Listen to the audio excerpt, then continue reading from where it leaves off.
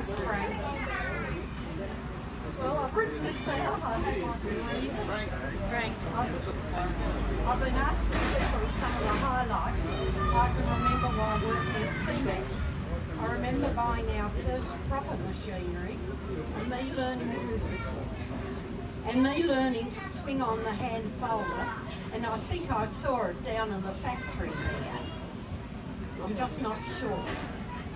And also I learned to polish the stainless steel sinks using kerosene and corn flour, I think it was. Then we moved to Gladesville, the factory with the wooden floor and no telephone. All phone calls were done on our home phone, and anything urgent I would drive to the factory with the message. Sometimes it would only be a change of measurements on a drawing. Metric was then introduced. It was a challenge, as some jobs were imperial and some were in metric. There was the move to top ride behind JAL Electronics, for anyone that might know it. They were one of our customers. We now employed our first apprentice, I can still remember his name, John Nielsen, and tradesman and soon a foreman. And what's more, there was a phone there. One of our staff we bailed out twice for being on railway property. He was a good worker and a real young gentleman. He didn't last long, it was third time unlucky. We soon had 10 employees. It was time for a much larger factory, so moved to number 72. It was hard to get finance, so sold our home and used the money as a deposit. Interest was then 14.5%, but later on it went up to over 18. I was always in the early days responsible for chasing finance. Later on, or soon, we had a trip by the Indian Pacific to source out some machinery and a week touring around Albany. Whaling was still in the in thing then. We did actually buy a machine, but it was a pretty good trip. Again in 1978, we had a month's trip around the world with the MTIA, looking at other sheet metal shops and all the tourist attractions. This to me was a real rort, but very enjoyable. The ATO didn't seem to mind. One weekend, as Rob mentioned, we came into the factory, raising the factory roof, I think it was so as the crane could go further along. But we had to come in while the council workers were sleeping.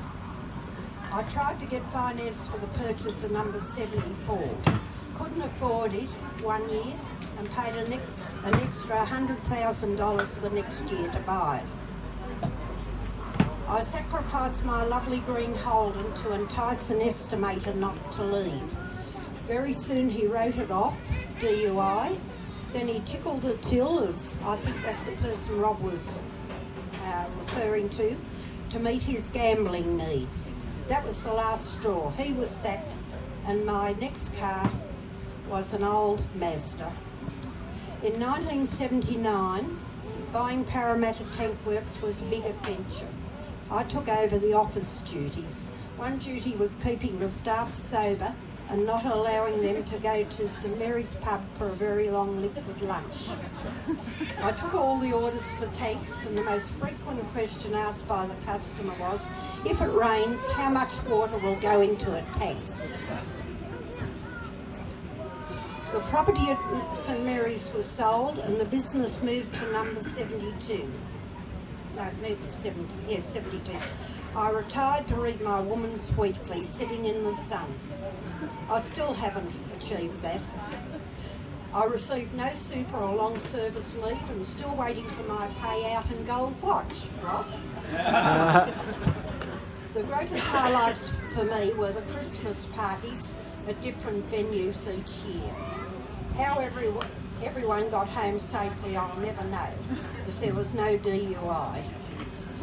I enjoyed teaching Michael Sebastian from Aerolux, who Rob referred to, teaching him to play tennis and having social outings with him and his wife. Dinners out with the family who were all involved in CMAC in one way or another. There were no taxes on entertainment in these days. We seemed to play all the tricks, I think. Most of all, I enjoyed the orange field days, which Rob referred to again, with the family and kids all coming up to help.